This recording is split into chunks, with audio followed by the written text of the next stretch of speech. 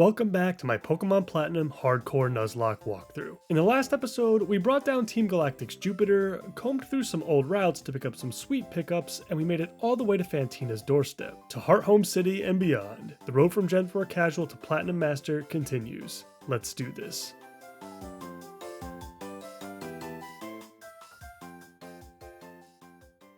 We've trained up our party on Route 208, and we're pretty much all ready to go for Fantina and gym number 3. But there are a couple of things to take care of before we get to that. Let's start with some item pickups. Upon entering Sinnoh's largest city, you can grab a shell bell from this woman inside the Pokemon Hotel. Not as good as leftovers, but still pretty good, especially during this portion of the game where berries and other held items are a bit more scarce. We've got a big mushroom in the top left corner of town for what I believe is just some extra cash. This doesn't have a use, right? Maybe it does. Let me know in the comments. And now we head into Amity Square with our starter, who is just the most adorable little thing apparently. And we've got several great items here to grab.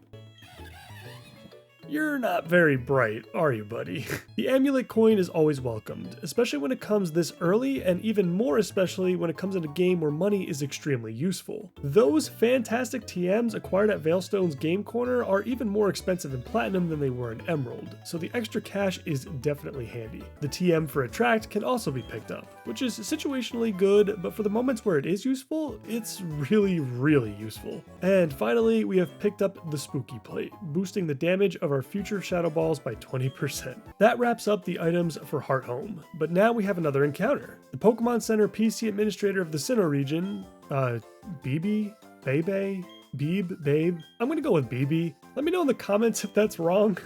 Anyway, BB gifts us an Eevee, which is another big difference between Diamond and Pearl versus Platinum. Eevee is of course an excellent encounter in any game that you receive it in, for the flexibility that it can provide. And in Sinnoh, there are even more options to pick from now. I can't go into every single evolution for this line in the series, otherwise we'd be here for a couple of episodes straight. And I'll probably cover all evolutions eventually anyway in my How Good Is This Pokemon series. I actually haven't gotten a chance to use an evolution in this generation yet anyway. I don't even know who I'm going to go with yet. With all of that now out of the way, let's get into Fantina. Not much of a team review for this one. Floatzel will be crunching his way to victory. With the Dreadplate equipped, Duskull and Haunter will both go down with a single strike each, and according to my loose damage calculations, so should Mismagius. Well, okay, there is a range on Fantina's ace, but it is going to be a very favorable one for us, especially when Floatzel hits level 27 after taking out her first 2 Pokemon. And even if we don't hit the range, Mismagius still has to get a crit, so I'll take those odds. Let's see if Floatzel can make one of the toughest boss fights in the game look like a fool.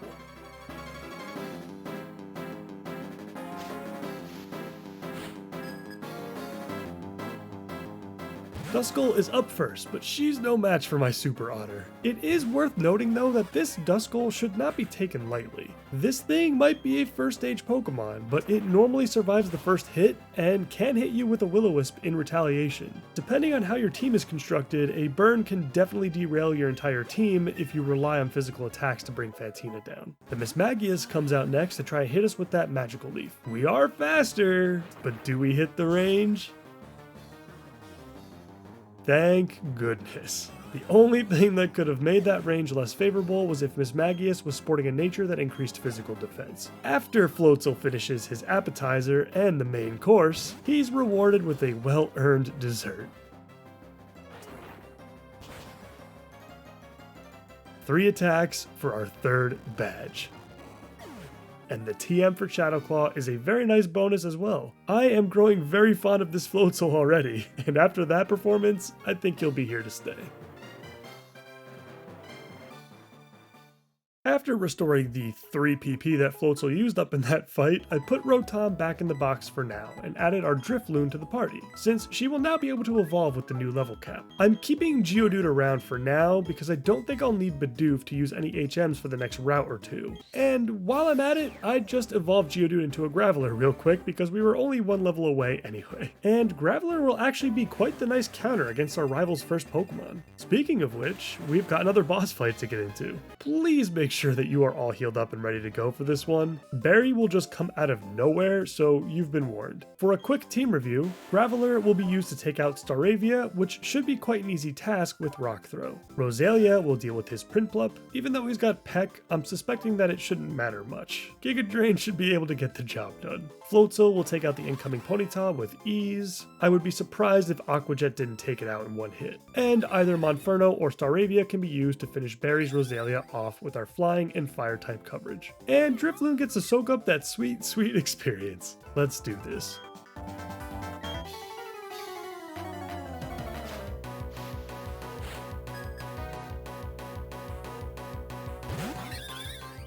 Graveler and Staravia make up the first matchup of the fight, and while we do get hit with the Intimidate, Graveler shouldn't have much of an issue here. Rock Throw is still dealing tons of damage, and Staravia's wing attacks are pretty useless. I did forget about the Endeavor though, which does take a large chunk of our health away to match the bird across from us, but luckily another Rock Throw is enough to finish the job. Barry's Rosalia comes in next, and so I switch into Monferno to take the incoming Mega Drain. The Flame Wheel then comes out, and our starter gets the kill. With Barry's starter now out, I then switch into our own Rosalia to gain the upper hand. I love fights where we get to use a bunch of team members.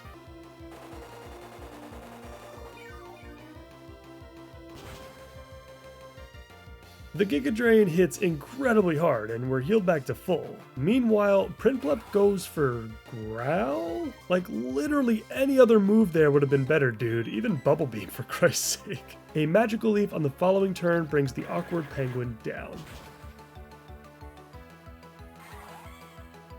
Ponyta is out last, and now it's time for our MVP from the previous fight to bring this one home. Ember comes out on the switch, but luckily we don't get burned, so we don't have to deal with an attack drop at least. I go for the priority Aqua Jet in the next turn, and Ponyta cannot hold on, and we have successfully gotten through another rival fight. I really do like the fights against Barry in these games. They're some of the most challenging of any rival in the entire series. We may have gotten through this one pretty cleanly, but he's going to get a lot better as we progress through our journey.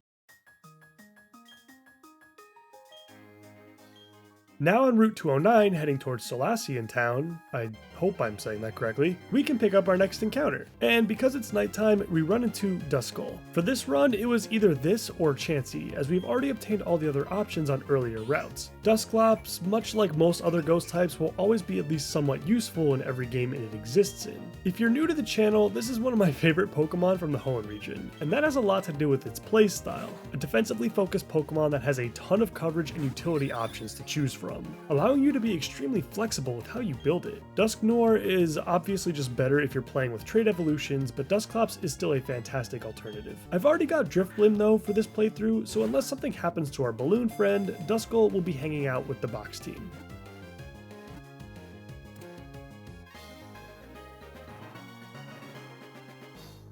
There are a few items to pick up here if they interest you, such as the good rod from this fisherman here, some high quality berries of the Chesto and Leppa variety, a hidden Stardust in this rock here, and the TM for Steelwing if you have your cut user with you. I did not opt to bring my Bidoof for this, so I might come back for this later if I think that our Staravia needs it for some reason. It's worth noting that you can explore the Lost Tower if you'd like at this point, despite the fog that sets in on the higher levels. But honestly, the rewards got kinda nerfed here from Diamond and Pearl, where you would normally receive the HM for Strength as your reward for reaching the top of the tower. In Platinum, you get the Cleanse and Spell tags instead, which admittedly aren't as useful. At least I personally haven't found much use in them. You can pick up an encounter here if you don't have any of the ones listed on screen. We could technically grab a Ghastly, but I don't think it's necessary at the moment, so we're just gonna skip this one for now. One last really cool thing about the tower, there are two trainers in here in Pokefan Leonard and Rebecca that are holding citrus berries on all of their Pokemon. If you want, you should be able to use the move Thief to steal them if you want early access to arguably the best berry in the game. You can then work on growing and multiplying them at this stage of the game, where normally you would have to wait until you reach Pastoria City, I think? It's just another neat little thing you can do in preparation for Maylene if you need some extra healing.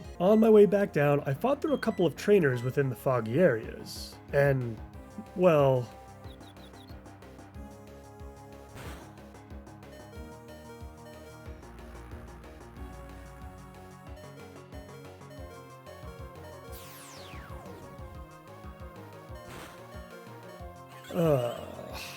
That is a very unfortunate way to lose a core member of the team. This was completely avoidable, but I took the trainers in this place for granted, and I didn't take the fog seriously for that matter either, because ultimately that's what really screwed me over here. Half of my party was in need of healing before I went into this battle, and I was unable to cleanly switch into anything else to prevent this from happening. I guess I could have sacrificed Graveler instead, who I almost lost as well, as you can see, as the living rock monster is far more expendable than our Staravia. I legitimately could have just lost the whole run there. Yes, to a Mischievous and a Murkrow if I got really unlucky with the fog and the confusion that the Mischievous kept throwing out at me. I walk out of the tower with my head hanging low as we finally reach Solaceon Town. Not exactly how I was expecting Route 209 to go, but it happens, I guess. Time to say goodbye to our feathery friend and say hello to Rotom again, who will be joining the party at least for the time being. It could prove to be useful in our potential strategy against Maylene.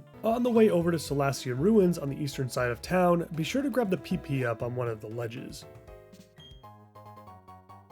Solaceon Ruins is the home of the HM for Defog, if you actually care about it. But while that isn't a very satisfying reward for an optional little dungeon, there are plenty of other fantastic finds to acquire. You've got all 3 elemental stones, which are hidden within the rocks found at the various dead ends within the ruins. Pretty awesome right after getting our free Eevee. And once you navigate through all the confusing staircases, you'll eventually reach the final room, which is loaded. A nugget, mind plate, and odd incense to help make up for the lackluster HM for Defog. Not too bad at all. Oh, and you can catch an unknown here as your encounter. Or you could just not waste your time. It's up to you.